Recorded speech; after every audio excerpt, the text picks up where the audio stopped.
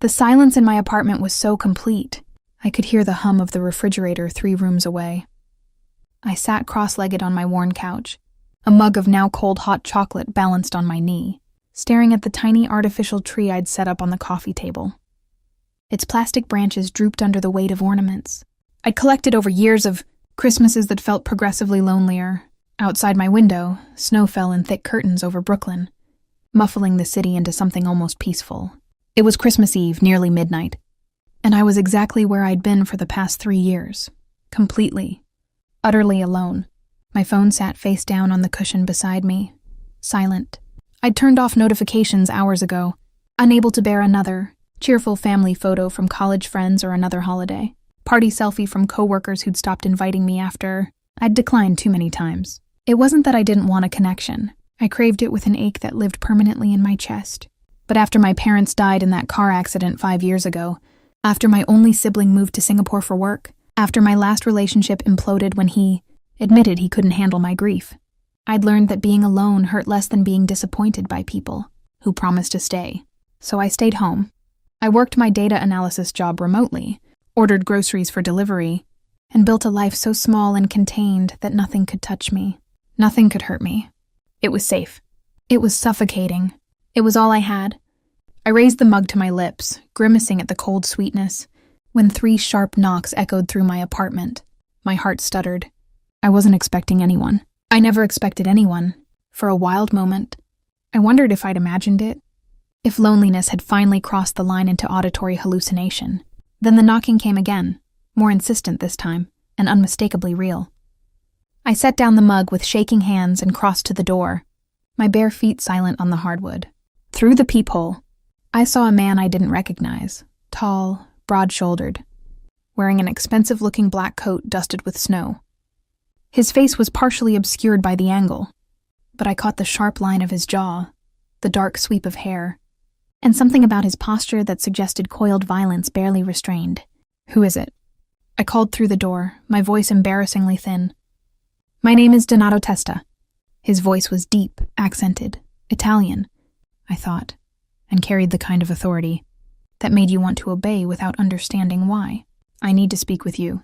It's about your neighbor, Mrs. Calabresi." Mrs. Calabresi, the older woman who lived 2 doors down, who always smiled at me in the hallway, who'd invited me to Christmas dinner 3 times and accepted my polite refusals with grace. Concern spiked through my caution. "What about her? Is she okay? Please, open the door." There was something in his tone, not quite pleading, but close. "I promise I mean you no harm, but we need to talk, and I'd rather not do it through 3 inches of wood." Every self-preservation instinct screamed at me to call 911, to leave the door locked, to pretend I'd never heard the knocking. But worry for Mrs. Calabresi overrode my fear. I undid the chain, twisted the deadbolt, and opened the door just wide enough to see him properly. He was devastating. That was my first coherent thought. Dark eyes that looked almost black in the hallway's dim lighting, sharp features that could have been carved from marble, and a presence that seemed to fill the entire corridor despite the fact that he stood perfectly still. He looked at me with an intensity that made my skin prickle, and I suddenly felt acutely aware of my flannel pajamas and messy bun. "Nadia Volkov?" he asked.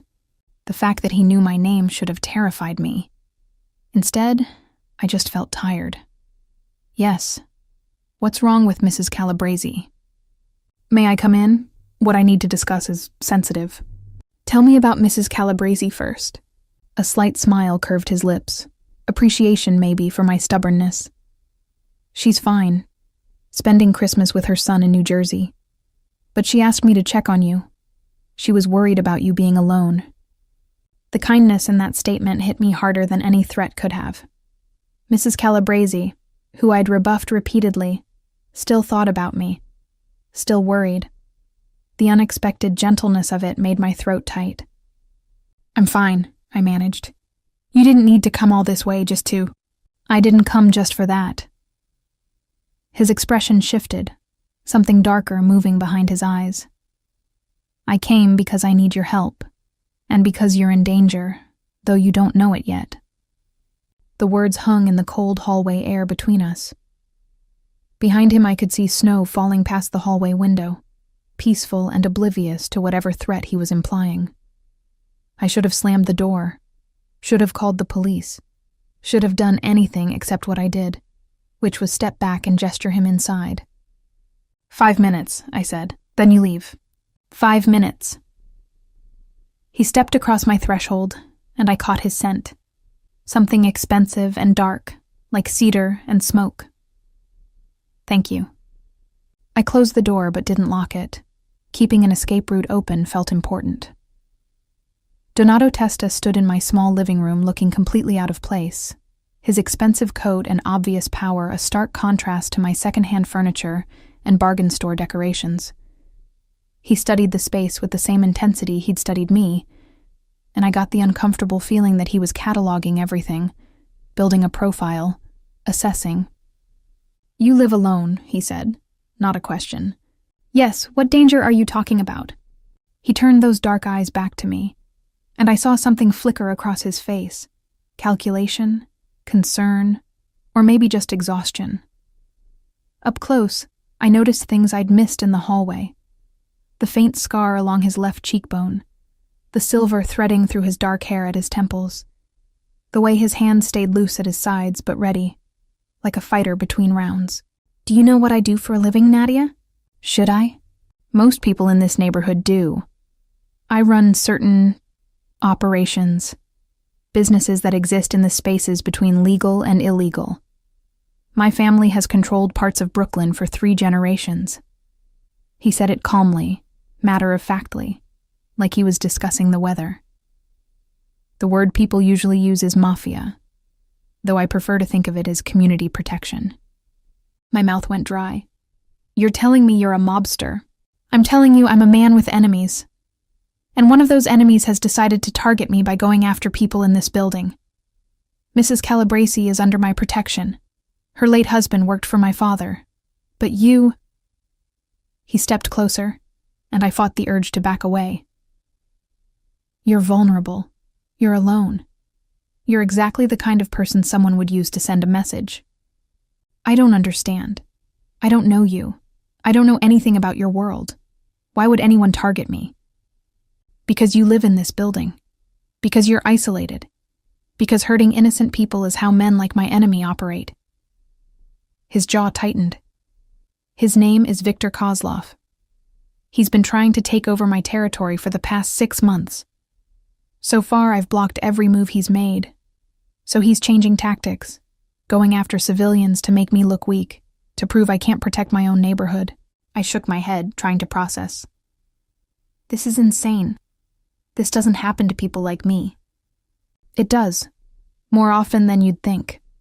He reached into his coat, and I tensed, but he only pulled out his phone. He tapped the screen a few times, then held it out to me. This photo was taken 4 hours ago, outside this building. I looked at the screen. The image showed a black sedan parked across the street, and though the angle was wrong to see inside, something was menacing about the way it sat there. Engine running, exhaust visible in the cold. That car has been there since 8 p.m., Donato continued. 3 men inside. They're watching the building. Specifically, they're watching the apartments of people who live alone. You, the college student on the 4th floor, the divorced accountant on 3. He pocketed the phone. I have people watching them watching you, but that only works until they make a move. So call the police. The police can't help you. Not against Viktor Kozlov. He owns half the precinct. Donato's expression softened slightly. I know this is overwhelming. I know you have no reason to trust me. But Mrs. Calabresi trusts me, and she asked me to make sure you're safe, so I'm here to offer you a choice. What choice? You can stay here, alone, and hope that my people spot any threat before it reaches you. Or... He paused, weighing his words. You can come with me, tonight, to my home, where I can guarantee your safety until this situation is resolved. I laughed, a sharp, disbelieving sound. You want me to go home with a stranger who just admitted to being a criminal? That's your idea of safety? I want you to survive Christmas. Whatever you think of me, I keep my word. And I'm giving you my word that if you come with me, no one will touch you. You'll be a guest in my home, with your own room, your own space, complete autonomy. All I'm asking is that you let me keep you alive. For how long? A week, maybe 2, however long it takes to deal with Kozlov. He studied my face. I know what you're thinking, that I'm the bigger threat than some hypothetical danger, that you'd rather take your chances alone than trust the devil you just met. But Nadia, he said my name like he'd been saying it for years. I've been doing this a long time. I know what men like Kozlov do to send messages. I've seen the aftermath. I don't want to see that happen to you. There was something in his voice, genuine concern, maybe even fear, that cut through my skepticism. This wasn't a performance. He actually believed I was in danger. And more than that, he seemed to care about preventing it. Why? I whispered. Why do you care what happens to me? For a moment, his controlled expression cracked, and I saw something raw underneath. Because Mrs. Calabrese asked me to check on you. Because you're an innocent in a war you didn't ask for. And because... He stopped, seeming to struggle with words. Because I'm tired of seeing good people hurt by evil men. Sometimes you get to prevent the hurt before it happens. This is one of those times. I looked at my apartment, my safe, small, suffocating space. I looked at this stranger with danger in his eyes and honor in his voice. I thought about spending another Christmas alone, waiting for a threat I couldn't see to materialize at my door. And I thought about what my mother used to say before the accident. Sometimes the scariest choice is the right one. If I say yes, I said slowly, I need guarantees. I need to be able to leave if I want. I need to be able to contact people. To prove I'm okay, I need... Whatever you need, he interrupted. Write the list. I'll meet every condition. Your safety and comfort are non-negotiable. And you promise this is temporary? That as soon as the threat is gone, I can come home? You have my word. And if you want additional insurance, I'll put it in writing. Signed, witnessed, legally binding. He pulled out his phone again. I can have my lawyer here in 20 minutes. The absurdity of it, a Mafia boss offering legal contracts to protect me from himself, almost made me laugh again. But there was nothing funny about the way he looked at me, or the sick feeling in my stomach when I glanced at the window and wondered if someone really was watching. Okay, I heard myself say. Okay, I'll go with you, but I need to pack some things first. Relief washed across his features, so profound it was almost startling. Of course. Take whatever time you need. I'll wait here. I retreated to my bedroom with my heart hammering, wondering if I'd just made the best or worst decision of my life. I threw clothes into a duffel bag with shaking hands. Jeans, sweaters, my laptop, chargers, toiletries. I grabbed my phone charger and my parents' photo album from my nightstand, needing something familiar in whatever strange place I was going. When I emerged 15 minutes later, Donato was standing exactly where I'd left him, as if he'd been afraid that moving would spook me. He took my bag without asking, and his fingers brushed mine in the exchange. The contact was brief but electric, and from the way his eyes widened slightly, he felt it too. Ready? He asked. No, but let's go anyway. He smiled, a genuine smile this time, warm and approving. Brave, I like that. We left my apartment, Donato keeping himself between me and the stairwell as we descended. Outside, the snow had intensified, turning the street into something from a Christmas card. But the black sedan was still there, precisely as Donato had described, and I felt eyes on me as we walked to a dark SUV parked at the curb. A man I hadn't noticed before appeared from the shadows, broad-shouldered, with a scar bisecting his left eyebrow. He opened the SUV's back door without speaking. This is Marco, Donato said. Head of my security. He'll be driving us. I slid into the back seat, and Donato followed, positioning himself between me and the window. As Marco pulled into traffic, I caught one last glimpse of my building, and the black sedan pulling away from the curb to follow us. "They're following us," I said, trying to keep my voice steady. "I know. They'll lose interest once they realize where we're going. No one's stupid enough to follow me to my home." Donato's hand found mine in the darkness, squeezing gently. "You're safe now, Nadia. I promise." His hand was warm, his grip reassuring, and against all logic, I believed him. I was in a car with a man I'd met 20 minutes ago, being driven to an unknown location, running from danger I couldn't see. It was insane. It was reckless. It was the most alive I'd felt in 5 years. "Merry Christmas," I whispered, not sure if I meant it as a joke or a prayer. Donato squeezed my hand again, his thumb tracing circles across my knuckles. "Merry Christmas, Nadia. Welcome to my world." The drive took 40 minutes, carrying us out of my familiar Brooklyn neighborhood and into areas I'd only seen in magazine spreads about New York's wealthy elite. The buildings grew taller, the streets cleaner, the cars more expensive. Finally, Marco pulled up to a high-rise with a doorman and the kind of security that probably included DNA scanners. "You live here?" I asked, craning my neck to see the top floors. Top 3 floors, actually. "The building is owned by one of my companies. I like having control over who comes and goes." Donato helped me out of the SUV, his hand steady on my elbow. "Come on, let's get you somewhere warm." The lobby was all marble and modern art, and the doorman greeted Donato with respectful nods. We took a private elevator that required a keycard to operate, and soft jazz played as we ascended. I watched the floor numbers climb, 30, 40, 50, until we finally stopped at 52. The doors opened directly into Donato's apartment. I stepped out and stopped, speechless.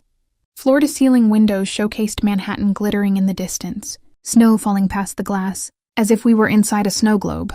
The space was massive, open concept, with a living area that could fit my entire apartment 3 times over. But despite its size, it felt warm. There were books on shelves, art that looked as if it had actually loved rather than just expensive, and little details that suggested someone really lived here rather than just occupying space. I couldn't find words. "This is incredible. Thank you. I had it renovated a few years ago, to actually feel like a home instead of a showroom." He set down my bag and shrugged out of his coat. Underneath, he wore a dark sweater that showed off shoulders that could probably break down doors. "Can I get you something? Coffee, tea, something stronger?" "Tea would be good. I feel like I'm still processing all of this." "Understandable. You've had quite a night." He moved toward an open kitchen that had appliances I'd only seen on cooking shows. "Go ahead and look around. Get comfortable. This is your home for as long as you need it." I wandered through the space, drawn to the windows and their impossible view. The city stretched before me like a circuit board, all light and geometry. From up here, the danger Donato had described felt distant, almost unreal, but my reflection in the glass showed me the truth. I was shaking, adrenaline finally catching up with shock. "Here." Donato appeared at my elbow with a mug of tea, steam rising in delicate curls. "Chamomile, good for nerves." I gratefully accepted it, wrapping both hands around the warmth. "I still don't understand why you're doing this. You could have just warned me, or had someone watch my building. You didn't have to bring me here." "No, I didn't have to. I chose to." He leaned against the window frame, studying me with that same intense focus from before. "Can I tell you something? I feel like you're going to regardless." That earned a soft laugh. "Fair. Here's the truth. I've been alone on Christmas for the past 8 years. My parents are dead. My siblings scattered. My work, it doesn't leave room for much else. I stopped celebrating years ago, because it seemed pointless to mark joy I didn't feel." He took a breath. "And then Mrs. Calabresi called me tonight, worried about her neighbor, who she thinks is too young to be as lonely as she is. She described you kind but closed off, wounded but still fighting. And I thought, maybe keeping you safe could mean neither of us has to spend Christmas alone." The vulnerability in his admission made my chest ache. "So this isn't just about protection. The protection is real. The danger is real. But no, it's not just about that." He met my eyes directly. "I'm a selfish man, Nadia. I saw an opportunity to do something good, while also giving myself a reason to feel human for a few days. If that makes me an opportunist, so be it. I should have been offended, should have felt used. Instead, I just felt understood. in a way I hadn't in years. I get it. I've been alone by choice for so long that it stopped feeling like a choice. It just became who I am.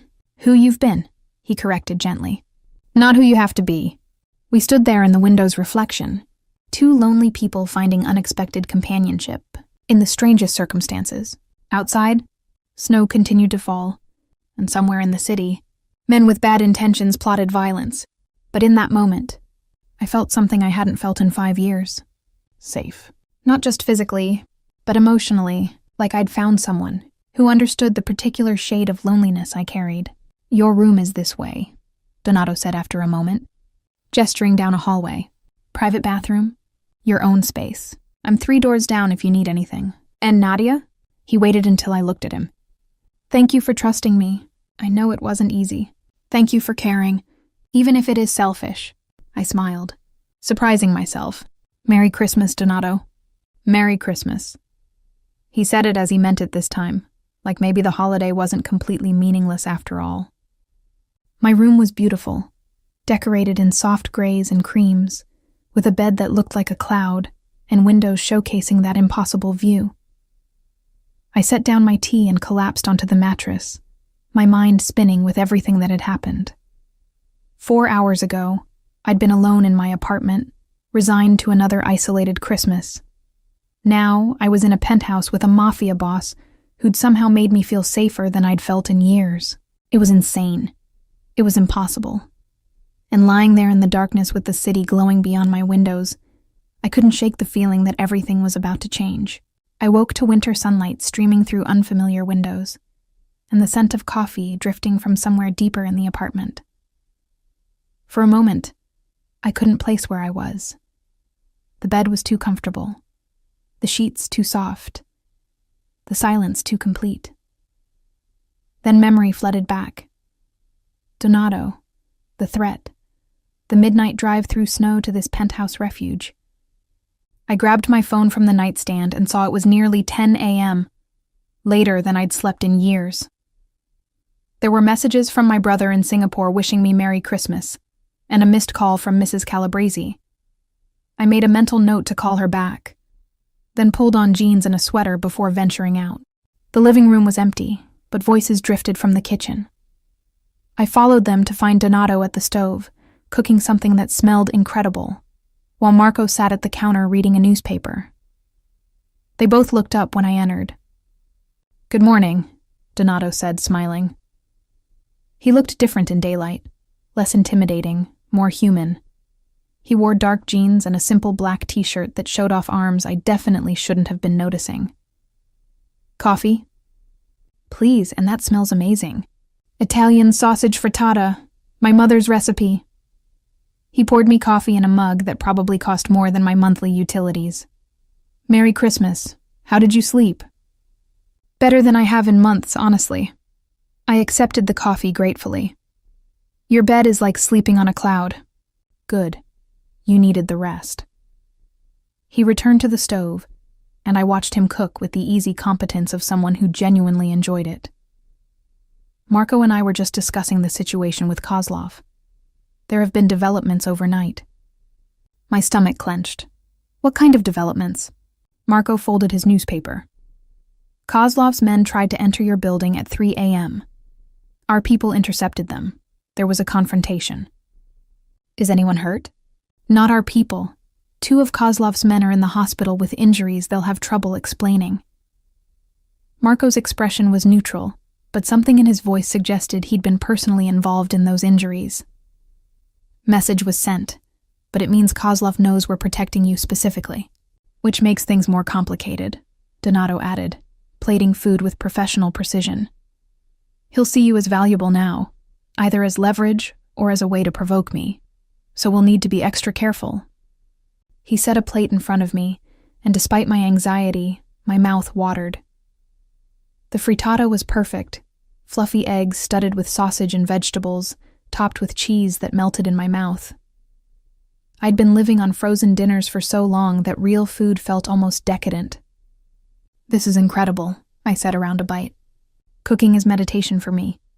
When everything else is chaos, the kitchen makes sense. He poured himself more coffee. So here's what I'm thinking. You stay here for the next few days while we handle Kozlov. You'll be safe wherever you go, but mostly I'd prefer you stay where I know you're safe. After New Year's, this should be resolved one way or another. What does resolved mean in your world? It means Kozlov either backs off or... Donato paused, weighing his words. Or he becomes someone else's problem. Permanently. The casual way he discussed violence should have terrified me. Instead, I just felt grimly grateful that his capacity for violence was currently pointed away from me. And you're sure I'll be safe here? This building has better security than most government facilities. Bulletproof windows, reinforced walls, panic rooms on every floor. Plus, Marco and 6 other men are on rotation specifically to protect you. He met my eyes across the counter. I'm not letting anything happen to you, Nadia. That's a promise. I believed him. Maybe I was naive. Perhaps I was just desperate for someone to care. But I believed him completely. Okay, then I'll stay. But I need to work. I have deadlines and video calls. I can't just disappear from my life completely. Of course. Set up wherever you're comfortable. The Wi-Fi password is on the fridge, and if you need anything for work, ask. He checked his phone and frowned. I have some business to handle this afternoon. Marco will be here if you need anything. But I'll be back for dinner. You don't have to rearrange your schedule for me. I'm not. I always have dinner at home on Christmas. This year I have company. He smiled, and his face transformed from dangerous to devastating. Besides, I'd like to know more about the woman I'm protecting. Consider it compensation for my hospitality. I'm not that interesting. I doubt that very much. He stood, grabbing his phone and a jacket from the back of his chair. Make yourself at home, Nadia. Really. Everything here is yours to use. After he left, the penthouse felt simultaneously too big and too intimate. I set up my laptop at the dining table and tried to focus on work, but my mind kept drifting to Donato, the way he moved, the surprising gentleness in his hands when he cooked, the raw honesty when he'd admitted to being lonely. He was nothing like what I'd expected from a Mafia boss. He was complicated, careful, and carrying wounds I recognized because they looked a lot like my own. I worked through lunch, losing myself in spreadsheets and analysis reports. Marco checked on me periodically, bringing fresh coffee without being asked, and his quiet presence was oddly comforting. By the time my video call with my Singapore-based team ended, it was nearly 5 p.m., and the winter sun was already setting, painting the sky in shades of amber and rose. That was your brother, Marco said from the kitchen. It wasn't a question. I spun around, startled. How did you... You smiled differently when you talked to family. Softer. He was preparing something at the counter, vegetables from the looks of it. Donato asked me to start dinner. He's running late, but should be here soon. You cook too? Everyone in Donato's inner circle has multiple skills. Keeps us valuable. He said it matter-of-factly, as if being a bodyguard/chef were utterly normal. You should call your grandmother back, Mrs. Calabresi. She's been worried. So I called her, settling into the couch with my phone. Mrs. Calabresi answered on the second ring, her warm voice immediately soothing. Nadia, oh thank goodness, I've been so worried about you. I'm fine, Mrs. Calabresi. I'm actually staying with Donato Testa for a few days. He said you asked him to check on me? I did. I know you don't like to talk about it, dear, but I've been watching you grow sadder and lonelier over the past few years. When Donato mentioned some trouble in the neighborhood, I thought maybe you both needed someone. He's a good man, whatever you might have heard. He's been very kind, I admitted, though I'm still processing the fact that he's a man trying to be better than his circumstances? Mrs. Calabresi interrupted gently. Yes, he is. His father was cruel, but Donato is different. He protects people, takes care of the neighborhood. I trust him with my life, Nadia. You can trust him with yours. We talked for another 20 minutes, her grandmotherly concern washing over me like a balm. By the time we hung up, I felt steadier, more grounded. Mrs. Calabrese was right. I'd been getting sadder, letting my isolation calcify into something permanent. Maybe this bizarre situation was an opportunity to break that pattern. The front door opened, and Donato entered, carrying shopping bags and looking tired. "Sorry, I'm late. Everything took longer than expected." "Everything okay?" I asked. "As okay as it gets." He set down the bags and shrugged out of his jacket. Snow dusted his shoulders, melting into dark spots.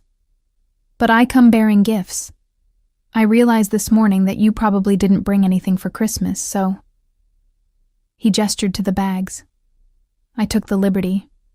I crossed to investigate and found beautifully wrapped packages, a new book by an author I loved, fancy tea in flavors I'd never tried, and a soft cashmere sweater in deep blue. The thoughtfulness of it made my throat tight. "You didn't have to do this." I wanted to. Christmas should involve presents, even under bizarre circumstances. He moved to stand beside me, close enough that I could smell his cologne, cedar and something warmer. "There's one more thing." He pulled a small box from his pocket and held it out. Inside was a delicate silver necklace with a small snowflake-shaped pendant. "Donato, this is too much." "It's not. It's barely anything. But I saw it, and I thought of you, and..." He stopped, something vulnerable crossing his face. "I wanted you to have something beautiful, to remember that even strange Christmases can have good moments." I didn't think. I just reached up and kissed his cheek, feeling his sharp intake of breath. "Thank you for all of this, for making me feel less alone."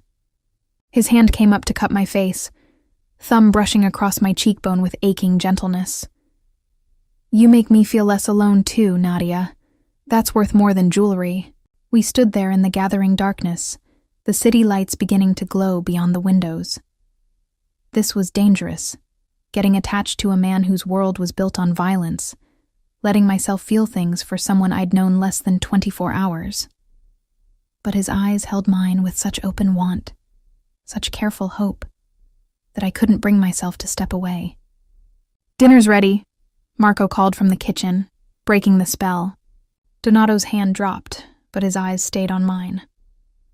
"We should eat, and then maybe you can tell me your story, if you want."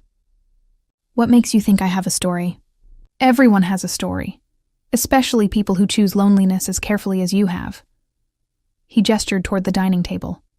"Come on, let's share ours over good food and decent wine. It's Christmas after all." Dinner was lamb and roasted vegetables prepared with the same care Donato had shown that morning. Marco joined us briefly before excusing himself to check the security feeds, leaving Donato and me alone with flickering candles and the nighttime city as our backdrop. "So," Donato said, pouring wine, "tell me about Nadia Volkov, who you were before you decided to disappear." I took a steadying breath. "My parents died 5 years ago. Car accident. My brother had just moved overseas for work, and suddenly I was completely alone for the first time in my life. I didn't handle it well. Grief isn't something you handle well. You survive it. I survived it by cutting everyone else out. My friends tried at first, but I kept declining invitations and canceling plans until they stopped trying. Then my boyfriend left because he said loving me was like loving a ghost. He wasn't wrong." I took a long sip of wine, and I just stayed alone. It felt safer than risking more loss. Donato nodded slowly. "I understand that. When my father died, I inherited everything. His business, his responsibilities, his enemies. It didn't leave room for personal connections.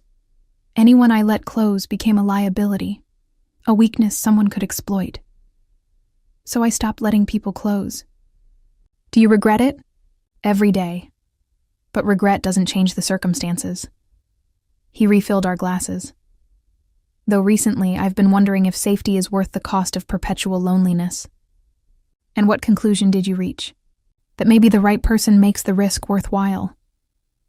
His eyes met mine with unmistakable intent.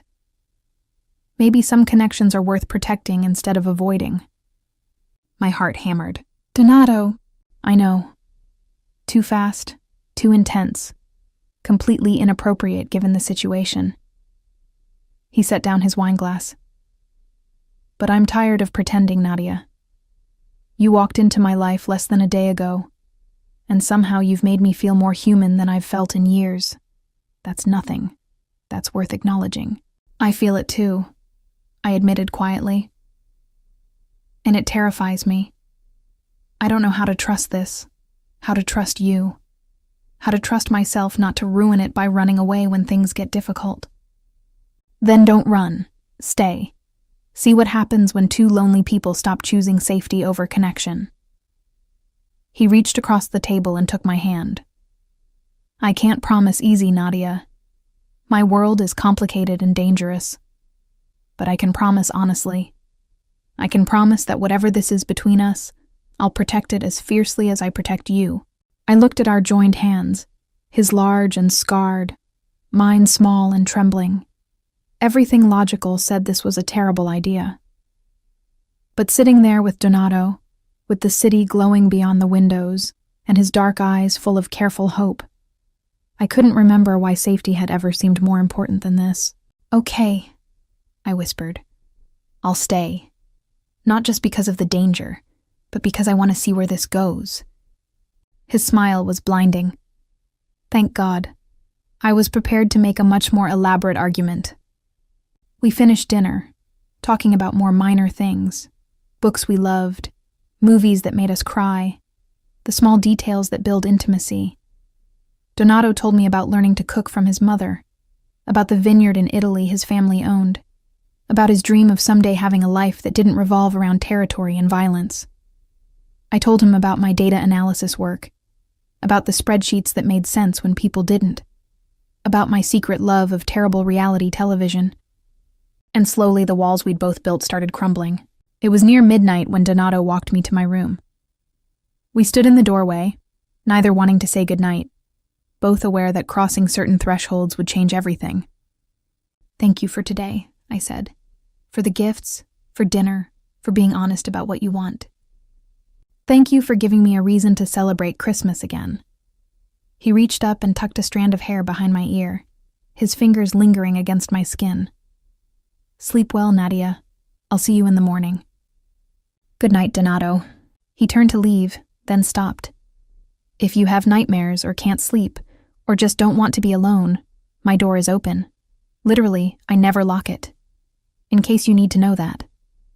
Then he was gone, leaving me standing in my doorway, my heart racing, and the knowledge that I was falling for a man who could either save me or destroy me.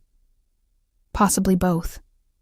I lay in bed staring at the ceiling, thinking about open doors and impossible choices. Somewhere in the building, men with guns kept watch to protect me from external threats.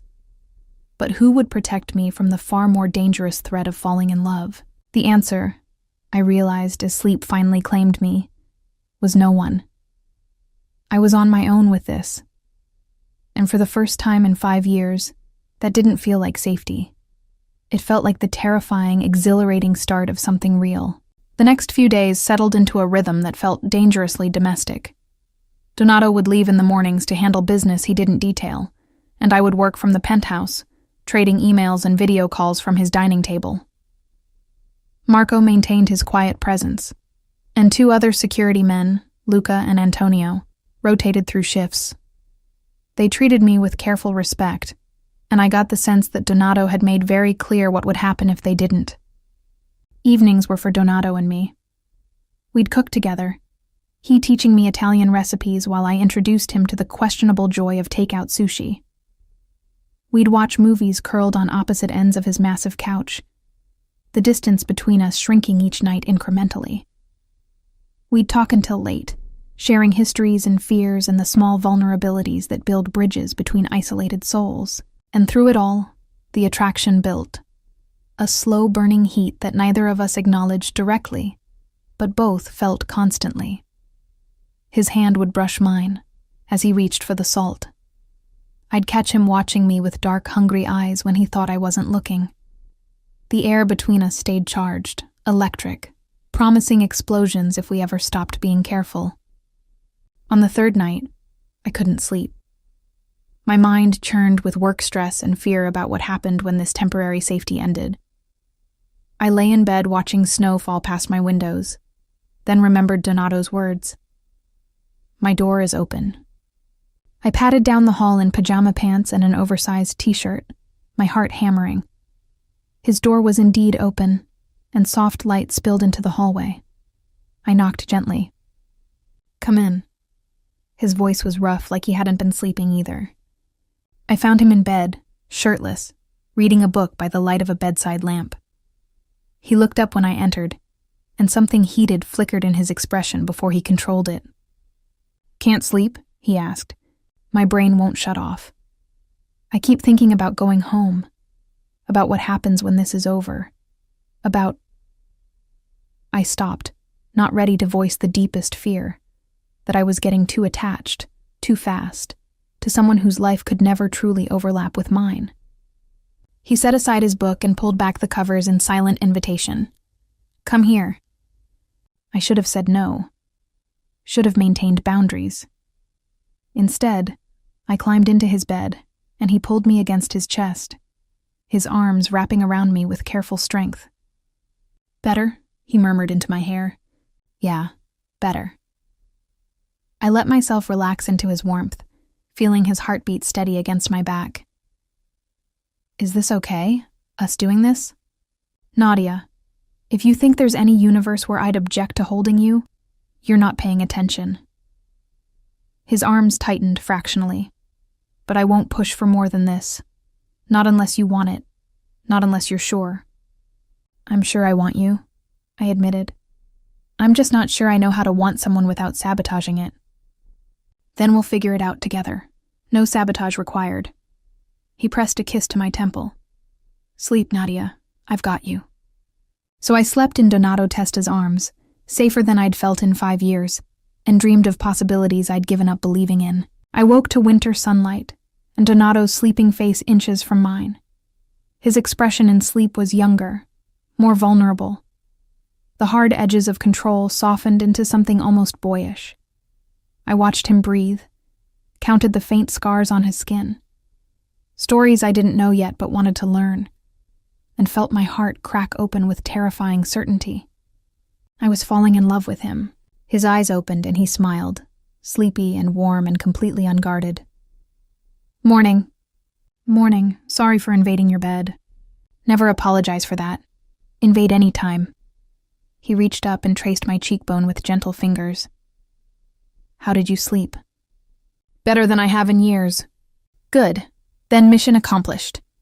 He started to pull away, but I caught his hand, keeping him close. "Donato, what is this? Us? What are we doing?" His expression grew serious. "I don't know what to call it, but I know I think about you constantly. I know I want to keep you safe, close, and in my life. However, you'll let me. I know that every hour I spend with you feels more real than years of existing before you showed up." He took a shaky breath. "I'm falling for you, Nadia. Hard and fast and probably foolishly. But I can't seem to stop myself." "I'm falling for you too," I whispered, "and it terrifies me." "Me too.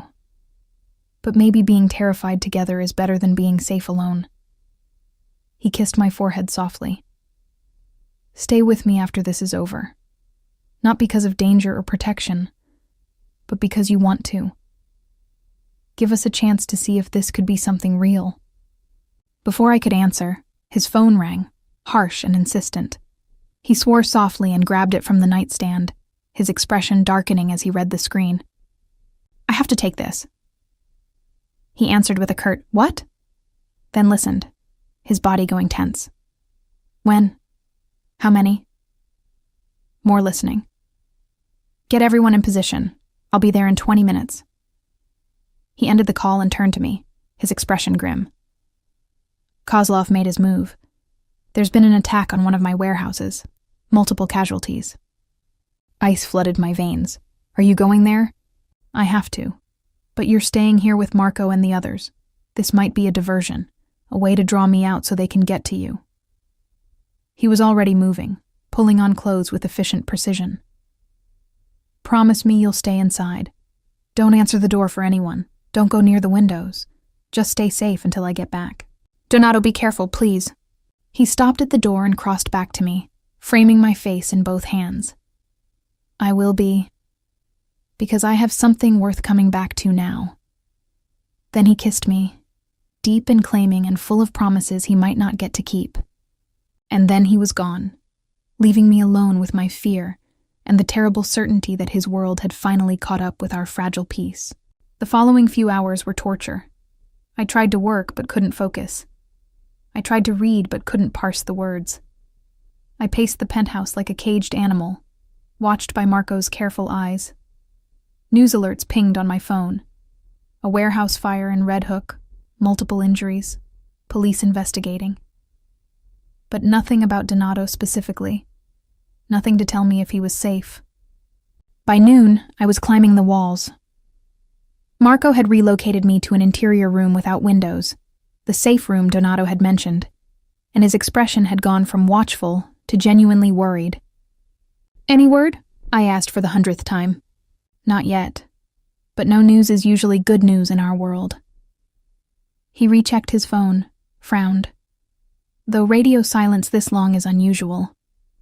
Marco, tell me the truth. How dangerous is this? He studied me for a long moment, clearly weighing honesty against reassurance. Very. Kozlov isn't playing games anymore. This is open war, and Donato is his primary target. The words confirmed my worst fears. We should do something. Go there. Help somehow. We should stay exactly where we are and follow Donato's orders. He'd never forgive me if something happened to you because I abandoned my post. Marco's expression softened. He cares about you, Nadia. More than he's cared about anyone in years. That makes you worth protecting. I care about him too, which is why sitting here doing nothing while he's in danger feels impossible. Marco's phone rang. He answered immediately, listened, then visibly relaxed. Understood. We'll be ready. He hung up and turned to me with something like relief. Donato's okay.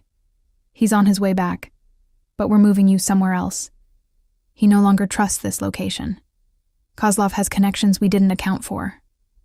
Moving where? Somewhere even more secure. Donato will explain when he gets here.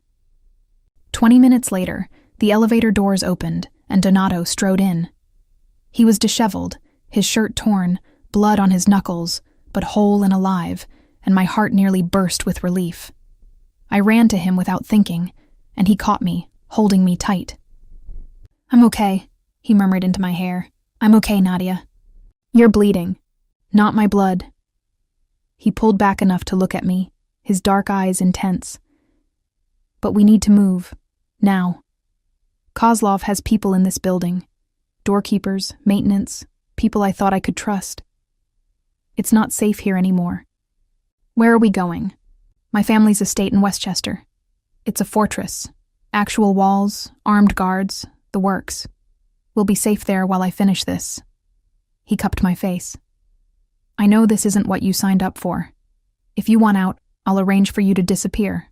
New identity, new city, everything you need to start fresh and safe. Is that what you want? For me to disappear? God, no. But I want you alive more than I want you close. So the choice is yours, Nadia. Come with me deeper into my world or let me protect you from a distance. I thought about my apartment, my quiet life, the safety I'd built by letting no one in.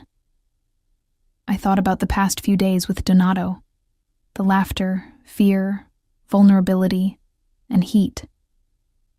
I thought about falling asleep in his arms and waking up to his smile and the way he looked at me like I was the answer to questions he'd been asking his whole life. I'm staying with you, I said firmly. Wherever you go, however dangerous it is. I'm not running, Donato, not anymore. His relief was palpable. Then let's go. We'll talk more when we're safe. We took a different elevator to an underground garage I hadn't known existed. 3 SUVs waited, engines running, armed men stationed at every entrance. Donato kept me close as we moved, his body positioned to shield me from threats I couldn't see. We drove for over an hour, leaving the city behind and entering the snow-covered countryside. The estate appeared gradually, first walls, then gates, then a sprawling house that looked like it had been transported from Italy. Guards waved us through multiple checkpoints, and I counted at least a dozen armed men patrolling the grounds. "This is your family home?" I asked as we pulled up to the main house. "For 3 generations. My grandfather built it when he immigrated, designed it to withstand sieges. Paranoid maybe, but effective." Donato helped me out of the SUV. "Come on, I'll show you around once we're inside." The house was beautiful, old-world craftsmanship mixed with modern security. Donato led me through marble hallways to a bedroom suite that was somehow both luxurious and comfortable. "This is your room. Mine is next door, connected through that door." He gestured. "I'm going to shower and change, then we need to talk. About Kozlov, about us, about what happens next." "Donato," I caught his hand. "I meant what I said. I'm not running. Whatever comes, we face it together." He pulled me close and kissed me, desperate and searching, like he needed to confirm I was really there, really staying. When we finally broke apart, we were both breathing hard. "I'm going to end this," he said roughly. "Kozlov, the threat, all of it.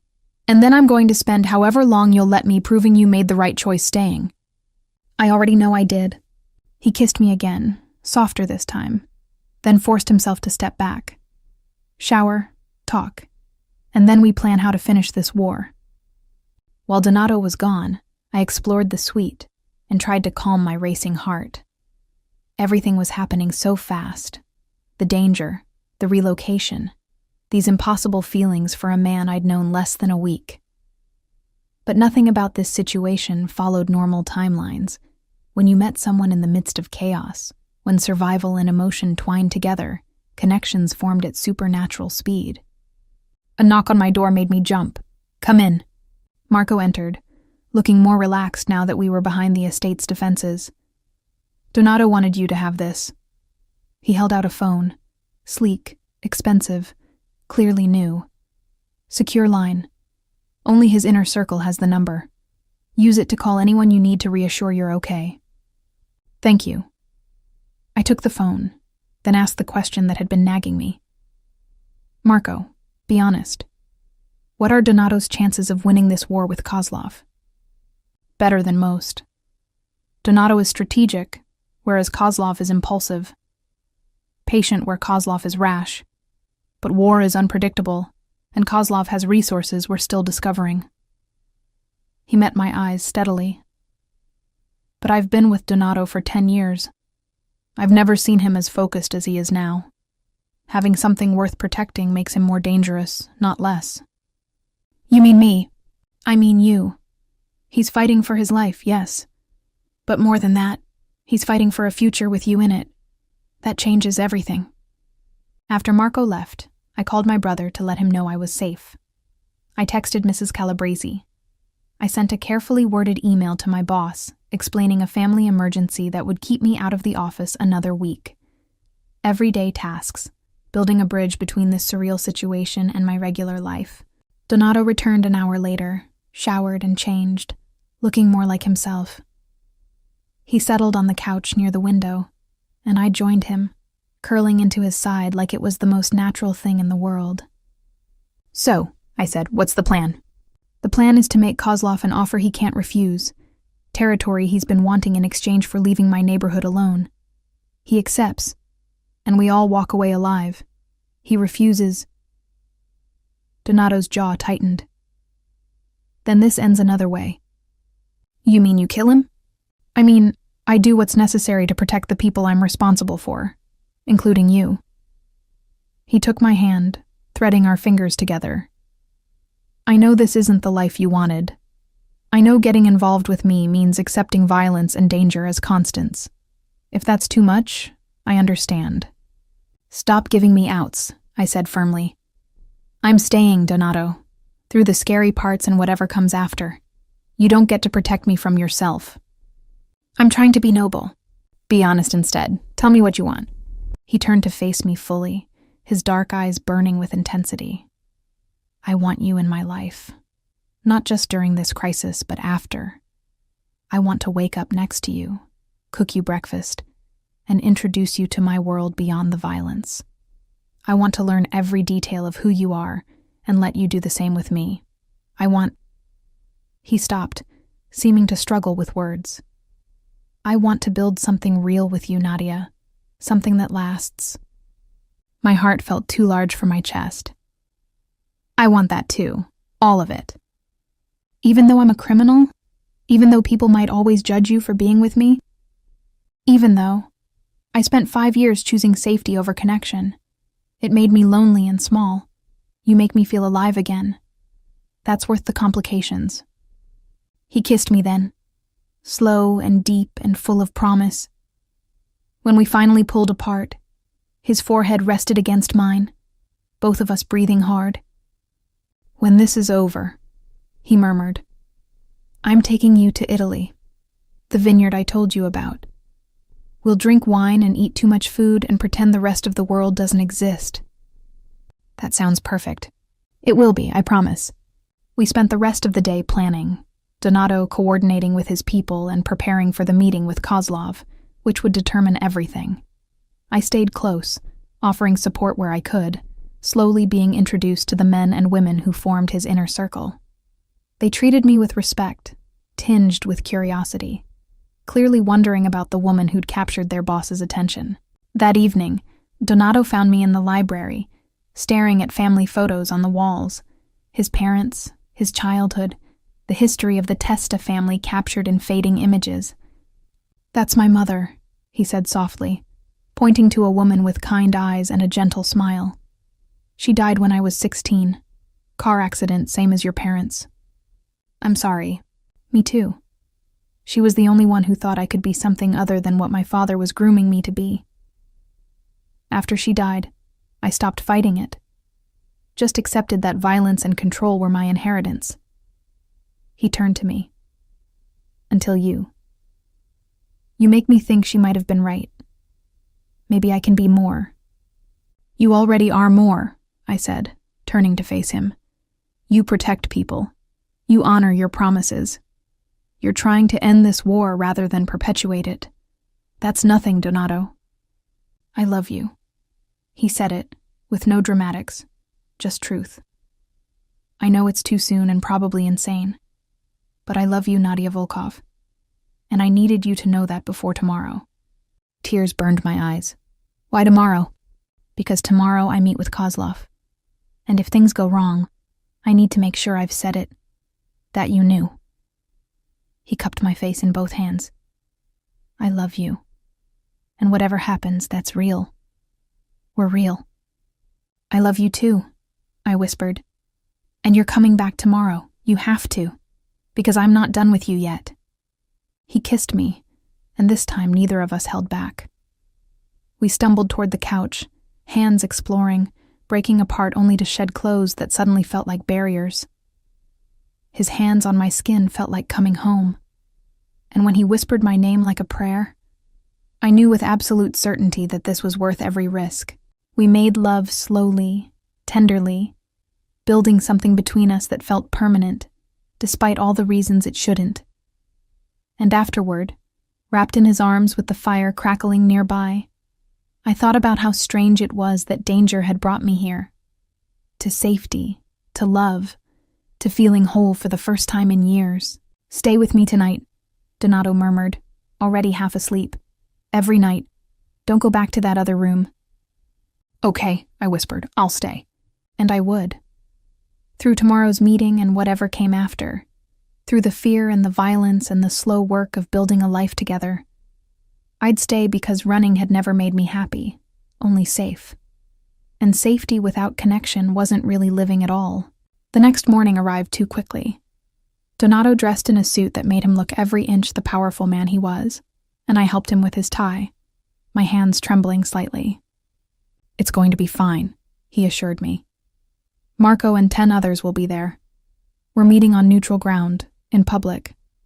Kozlov would be stupid to start something there. And if he is stupid, then I'm prepared. He kissed my forehead. Stay here.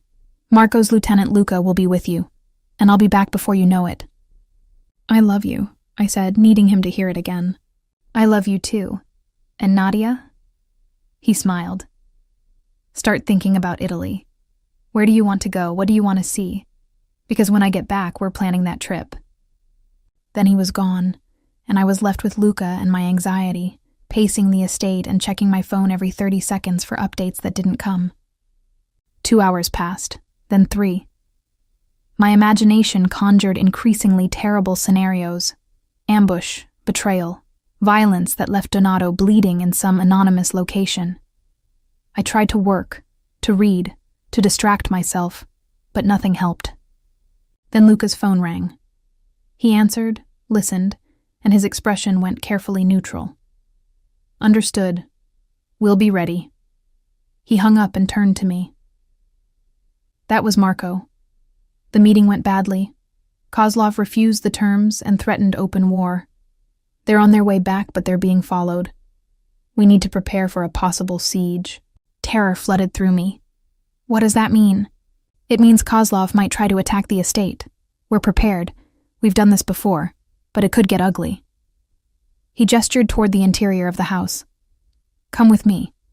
There's a secure room in the basement. You'll be safer there." "I'm not hiding in a basement while Donato fights my battles." "With respect, this isn't about you. This is about Kozlov trying to take Donato's territory. You're just the most recent excuse." Luca's expression softened. "But you're also the reason Donato needs to survive this. So please, let us protect you. It'll help him fight better if he knows you're safe."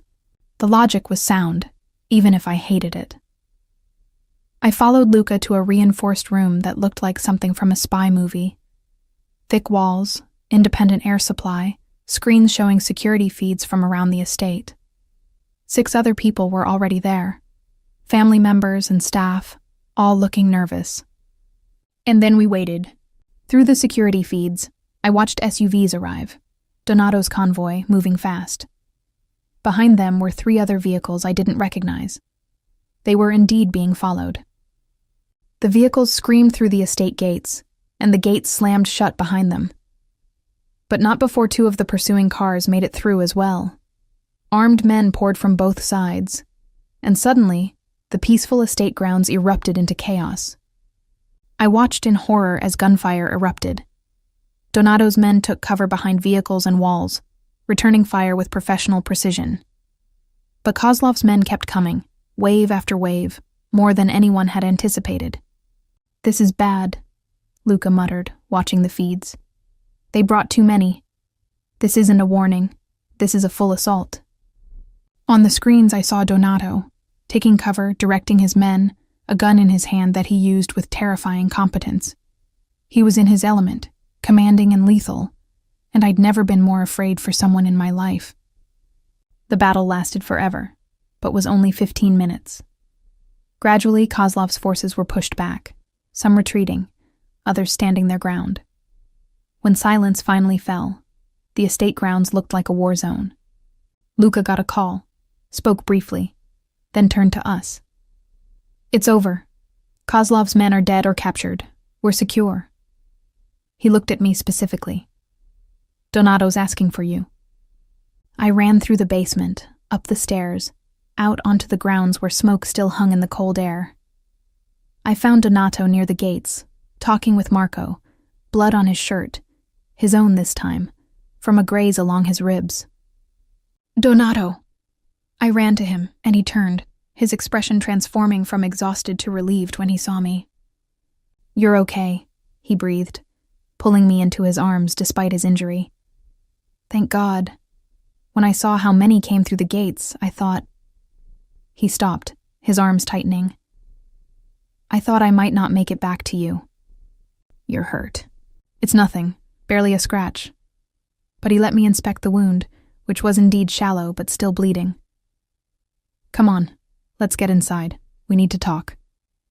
In the estate's medical room, while a doctor stitched Donato's side, Marco delivered the news. Kozlov wasn't with them. He sent his men, but he stayed back, which means he knows he's losing, but he's not giving up yet. Then we find him, Donato said through gritted teeth. Tonight, before he can regroup or plan another attack. This ends now. Donato, you're injured, I started. I'm fine. And I'm tired of living under threat. Tired of putting you in danger. He caught my hand. I'm ending this, Nadia. For us. So we can actually have the future we talked about. Let me come with you. Absolutely not. Then take me home. To my apartment. If you're hunting Kozlov tonight, I want to be somewhere familiar. Somewhere that feels like mine. I squeezed his hand. Please. I've been living in your world for days. I need a few hours in mine to remember who I am outside of all this. He studied me, clearly torn. If I take you home, you go with 4 guards. You don't leave the apartment, you keep your phone on, and at the first sign of anything wrong, you call me. Deal? Deal. 3 hours later, I was back in my apartment for the first time in almost a week. It looked exactly as I'd left it. Tiny tree on the coffee table, cold hot chocolate still in its mug, my life frozen in time while I'd been living someone else's. But it felt different now. Smaller. Less like a sanctuary, and more like a cage I'd built to protect myself from living. The 4 guards positioned themselves around my building. 2 in the hallway, 2 in the apartment itself, trying to be unobtrusive and failing.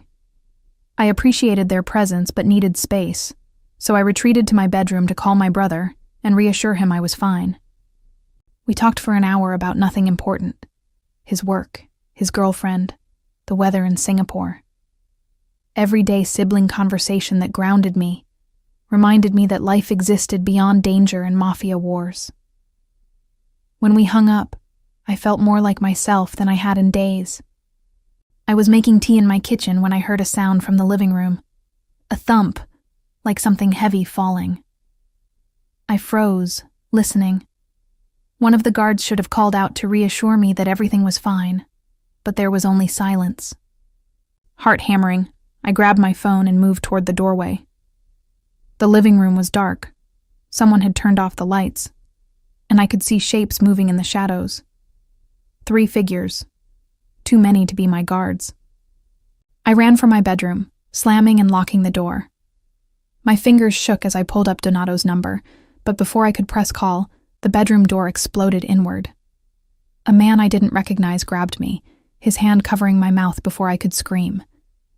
"Quiet," he hissed in accented English. "You come with us. No trouble. Maybe you live." 2 other men secured my hands behind my back with zip ties that cut into my wrists. They dragged me out of my apartment, past the 2 guards who lay unconscious, or worse, in my hallway.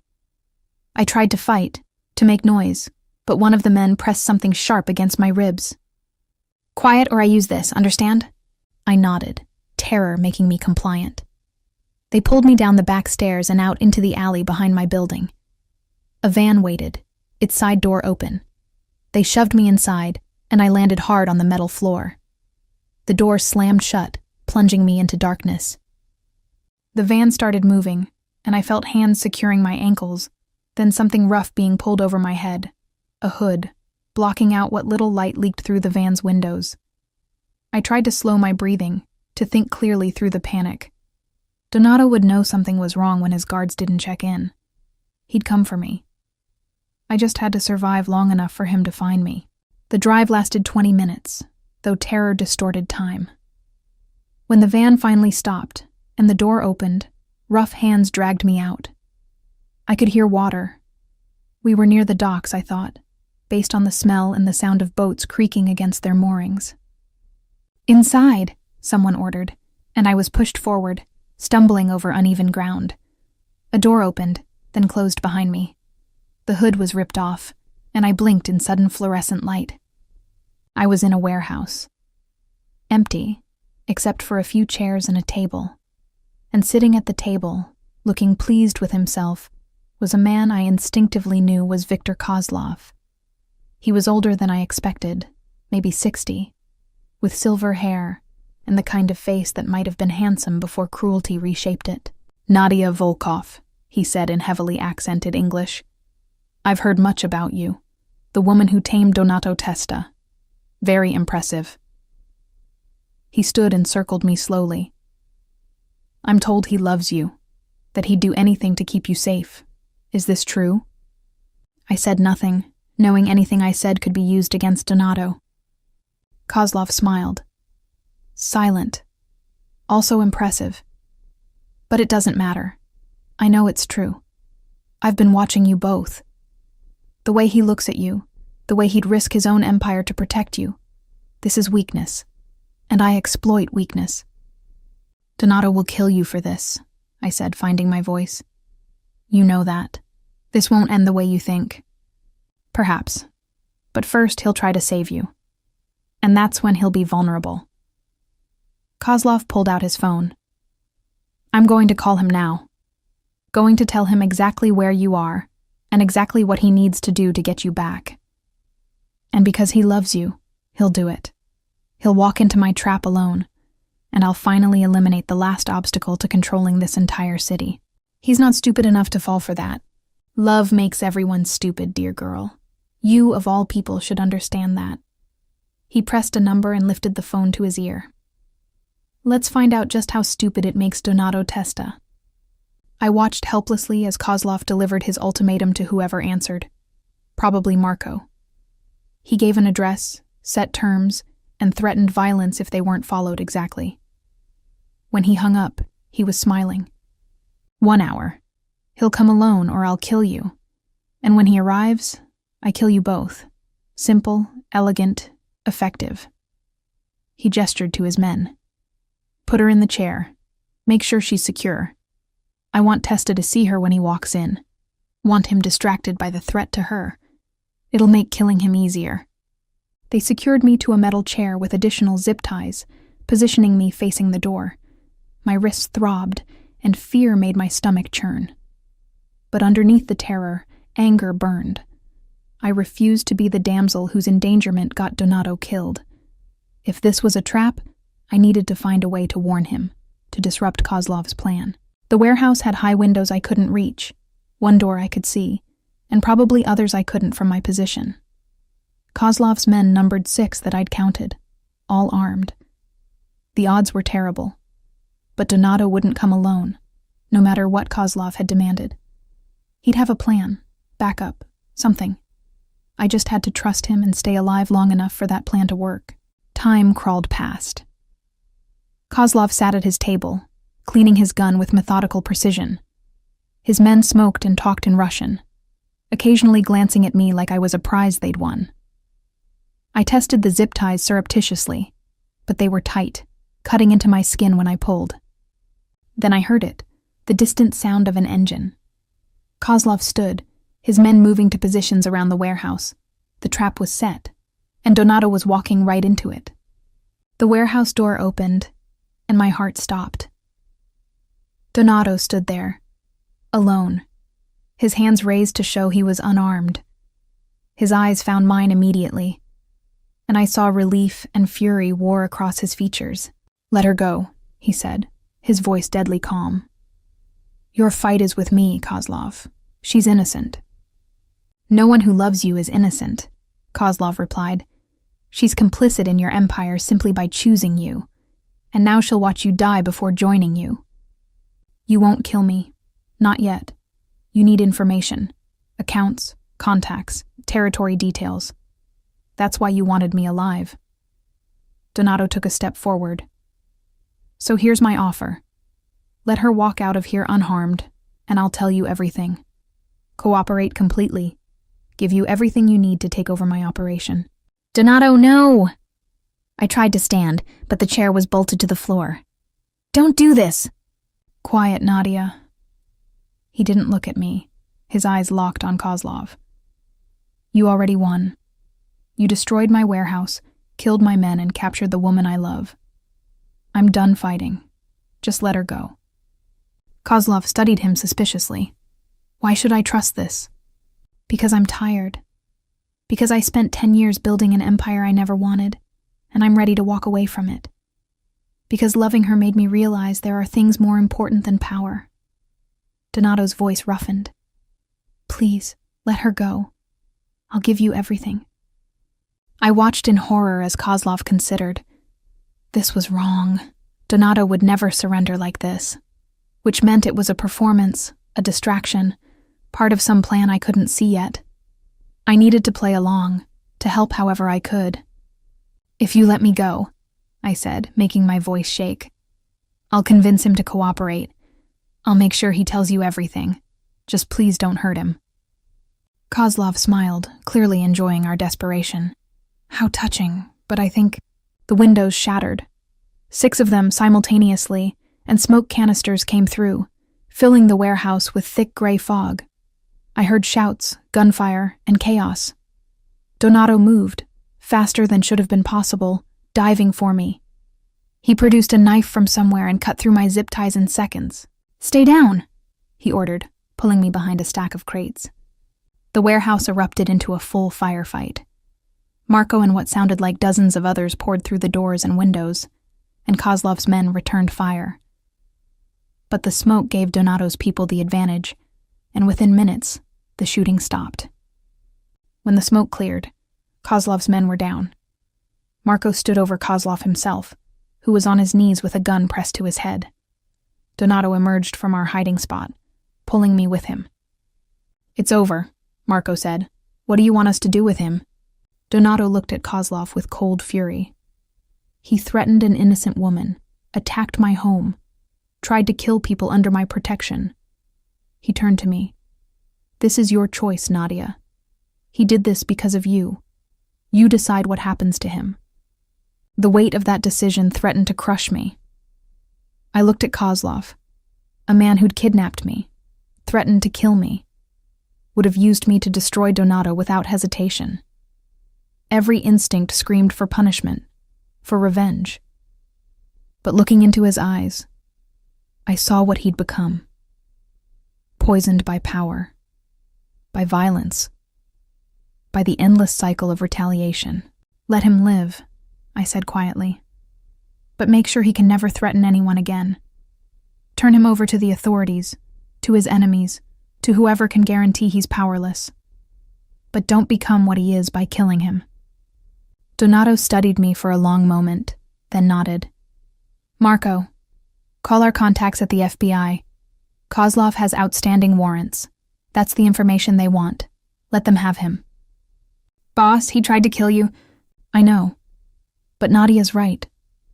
We're better than this. Better than him." Donato pulled me against his side. "Get him out of here, and find whoever gave him information about our security. I want to know who betrayed us." As Marco dragged Kozlov away, Donato turned his full attention to me. His hands ran over my arms, checking for injuries, his expression a mixture of relief and residual fear. "Are you okay? Did they hurt you?" "I'm fine. Scared, but fine." I touched his face, needing to confirm he was real. "You came for me." "Of course I came for you. Did you really think I wouldn't?" He pulled me into a crushing embrace. "When Marco told me they'd taken you, I've never been so terrified in my life. If something had happened to you. But it didn't. We're both okay." I pulled back enough to look at him. "Is it really over? The war, the threat, all of it?" "It's over. Kozlov's lieutenants will scatter without him. Some will come to me seeking protection. Others will disappear. But the threat to you specifically, that's done." He brushed hair back from my face with gentle fingers. "You can go home, Nadia. Back to your apartment, your normal life. You're free." The words should have brought relief. Instead, they felt like a door closing. "What about us? That's up to you." His expression turned vulnerable. "I meant what I said. I want you in my life. But I'll understand if this past week has been too much. If you need distance, time to process, or just space to figure out what you want." I thought about my apartment, my small life, the safety I'd built by keeping everyone out. Then I thought about the past 6 days with Donato. The fear and danger, yes, but also the laughter, the connection, and the feeling alive for the first time in years.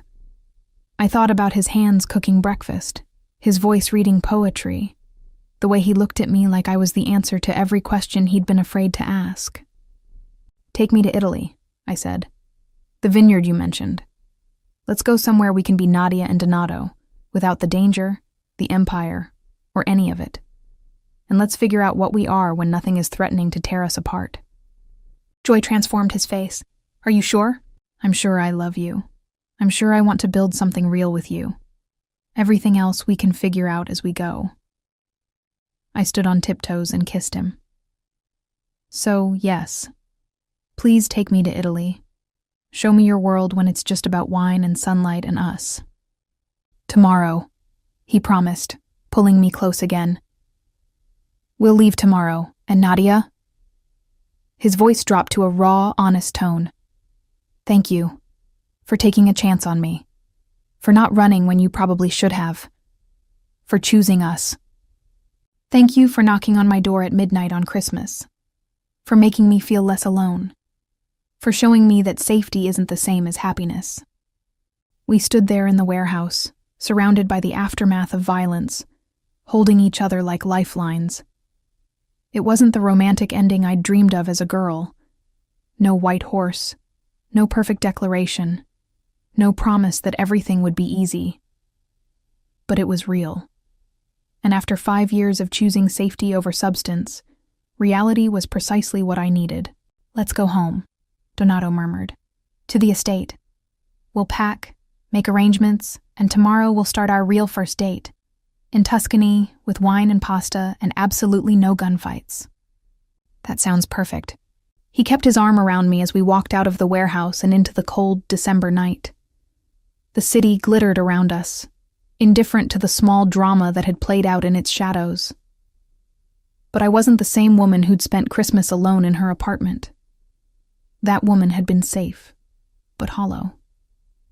The woman walking beside Donato Testa was terrified and scarred, and more alive than she'd been in years. Sometimes the scariest choices are the right ones. Sometimes strangers become family in the span of a week.